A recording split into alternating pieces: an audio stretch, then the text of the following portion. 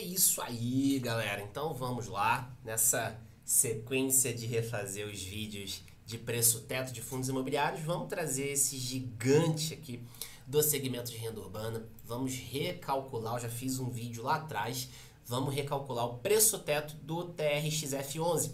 Que fique claro, tá? Que eu uso o modelo de Gordon e esse vídeo ele não consiste em recomendação de compra ou venda do ativo, tá bom? Então a ideia é colocar ali, preencher algumas premissas, considerar ali as taxas que a gente tem no Tesouro e ver se a gente tem um preço teto acima, abaixo, como é que tá ali baseado nas condições do fundo e nas condições de mercado.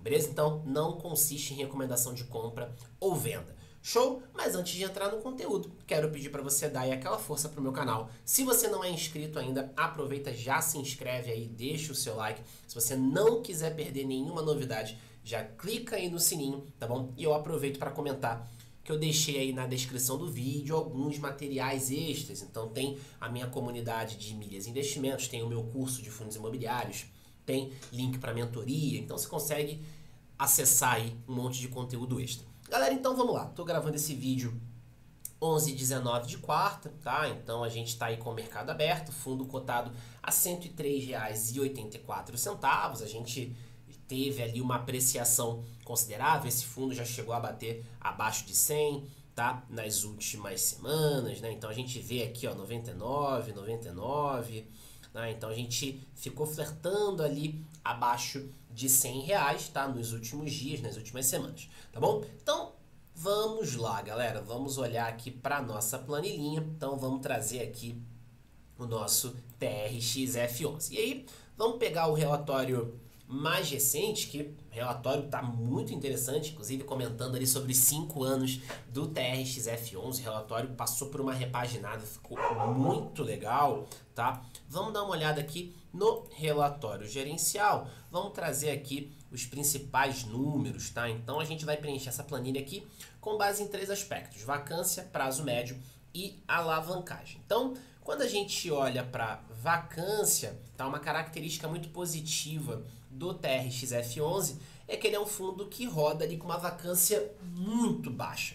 Muito baixa. Então, a gente vê que é uma vacância física abaixo de 0,5%. Está falando de 54 imóveis, 16 inquilinos, e aí a gente tem uma vacância de 0,46. Então, uma vacância que de fato fica aqui na casa de até 5%, tá bom? Um outro ponto que a gente avalia é prazo médio de vencimento de contratos, tá? O TRXF é um dos fundos do IFIX com o maior prazo médio de vencimento, tá bom? Quando a gente avança um pouquinho mais aqui no relatório do TRXF, a gente vê, deixa eu colocar aqui, deu uma mudada, deixa eu colocar, acho que é um pouco mais para trás, número de investidores,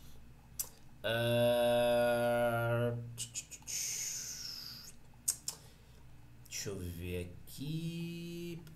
Aqui a gente tem prazo de amortização, projeção de dívida, mas a gente consegue dar uma olhadinha por aqui, tá? Vamos pegar ativo por ativo, a gente consegue dar uma olhada. Então, ó, a gente tem, ó, vencimentos: dezembro de 32, julho de 35, julho de 35, 35, agosto de 35, 35, 35, 35, 37, 44, 35, 35, tá bom? Então a gente vê, ó, 41, 41, 36, 44. Então a gente está vendo prazos realmente muito alongados, tá? Essa é uma característica muito positiva. A maior parte dos vencimentos aqui está para além de 10 anos, tá? Então isso traz muita segurança financeira para o fundo. Prazos longos trazem mais segurança, você tem mais previsibilidade de receita, mais previsibilidade de dividendos, previsibilidade para poder honrar os seus compromissos, tá? Aí entra na questão da alavancagem também, beleza? Então, o prazo médio ele é acima de 5 anos, prazos bem esticados, a maior parte vencendo para daqui 10 anos. E aí, vamos olhar a alavancagem. Então, deixa eu reduzir um pouquinho aqui o relatório. Vamos dar uma olhadinha na alavancagem. Ah, era esse gráfico que eu queria pegar. Boa, tá aqui. Então, ó, você vê que 48% da receita está vencendo para além de 2041 e você tem 42% aqui vencendo em 2035. Então, ó, prazos realmente bem dilatados, né? 90% da carteira está com vencimento ali para depois de 35. Então isso traz muita segurança. Quando a gente está falando de alavancagem, tá? Então a alavancagem do TRXF hoje está ali na casa de 16%, né? Pegando a alavancagem líquida, tá bom? Então uma alavancagem bem controlada, essa alavancagem já esteve mais alta, já chegou a bater mais de 50%, né? Hoje a gente tem ali uma alavancagem bem reduzida. Aqui ele está pegando, né, a projeção da dívida em relação ao ativo total, tá? Aqui ele está pegando, considerando o caixa que ele tem, o tamanho da dívida, descontando o caixa e tudo mais, tá bom? Mas a gente pode até olhar para esse indicador aqui, né? Relação dívida sobre ativo total. Então a gente tem aqui o calendário ali, a expectativa de redução, né? A projeção aqui de redução dessa dívida, beleza? O pagamento acumulado de amortizações, tá? A gente tem aqui o fluxo previsto de amortização. Então a gente vê que é um fluxo realmente muito pequeno aqui, né? Não é algo que incomoda aqui o caixa. E o fato do fundo ter ali uma vacância baixa é um ponto que joga muito a favor. Prazo longo, vacância baixa, a gente tem ali, tende a ter uma boa geração de caixa, que uma boa geração de receita, tá? Então isso acaba trazendo ali bastante segurança ali para o fundo, né? Inclusive a gente até consegue ver aqui, né, relação à necessidade de caixa para 12 meses em relação ao patrimônio líquido, né? Então a gente tem aqui necessidade de caixa frente ao patrimônio de 2%, ou seja, o que eu preciso de caixa para honrar o compromisso é 2% do meu patrimônio. Então você vê que realmente é algo muito baixo, tá? Então a quantidade que eu tenho de patrimônio frente à minha necessidade de caixa é muito pequena, tá? E o meu índice de liquidez corrente, né, ou seja, o tamanho do que eu tenho em caixa frente ali às minhas obrigações é de quase 9 vezes. Ou seja, eu tenho um caixa muito robusto para suportar aqui as minhas obrigações. Beleza? Então vamos considerar a relação dívida sobre ativo, tá? 29,15. Beleza? Então a gente considera aqui uma alavancagem, apesar de não ser a líquida, mas vamos considerar aqui acima de 20%. Então a gente tem um prêmio de risco de 2,25, tá bom?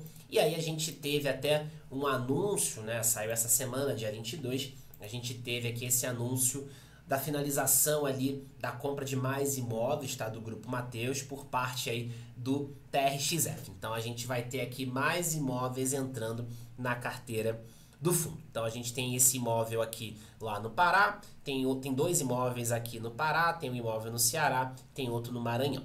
Tá bom? Então, mais 4 imóveis aí do Grupo Mateus entrando para o portfólio, o valor desembolsado ali de 122 milhões de reais.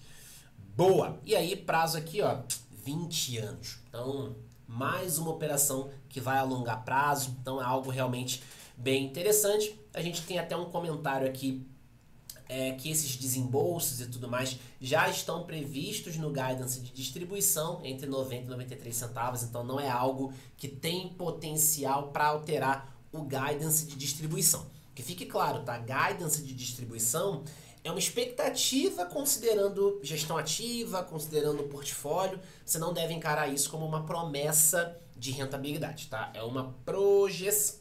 Beleza? Então, entre 90 e 93 centavos, quando a gente olha aqui para os últimos dividendos, né, a gente vê aqui uma média de 93 centavos, tá? Então a gente estava em 90, fomos para 93, então a gente pode considerar aqui uma média mensal 93 centavos, beleza? E aí, vamos agora pegar as taxas do Tesouro e IPCA, a gente já tem o nosso prêmio de risco aqui, vamos pegar as taxas do Tesouro para a gente poder fazer a média e descontar. Então, Tesouro 2035, no momento aqui do conteúdo, 675, o 45, 667. Então, vamos colocar aqui 675, 667, e aí a gente tem o nosso cálculo de preço-teto. Considerando essas premissas de vacância, prazo médio de contratos, a alavancagem, a projeção de 93 centavos de dividendos, considerando as taxas atuais do Tesouro, a gente tem um preço-teto aqui sem margem de R$ 124,55.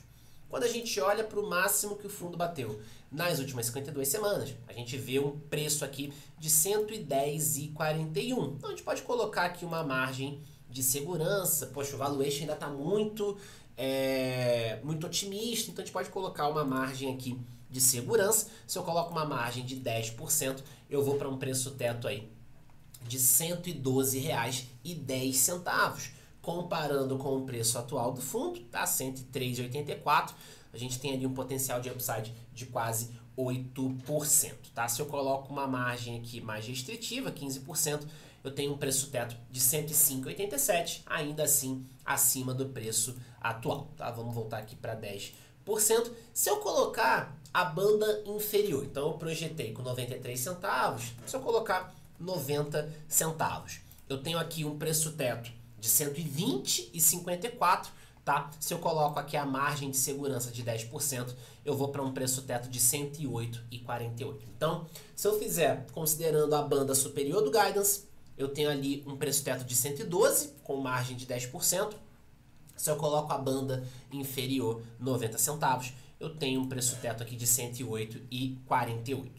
Beleza? Então, esse é o cálculo considerando essas premissas aqui do TRXF, considerando média de dividendos, considerando as taxas do Tesouro. Então decidi refazer aqui, eu fiz um vídeo, mas já tem bastante tempo, a gente estava numa outra condição de taxa, então como as taxas esticaram, decidi refazer aqui para que vocês possam ter ali uma noção de como é que funciona a planilha e como é que está o cenário para o TRXF11. Beleza? Essa planilha aqui você consegue acessar no link que está aí na descrição do vídeo. Show? Então, galera, era isso que eu queria trazer. Espero que vocês tenham gostado, espero que tenha ficado claro. Reforço aí os pedidos que eu fiz no início aqui do vídeo.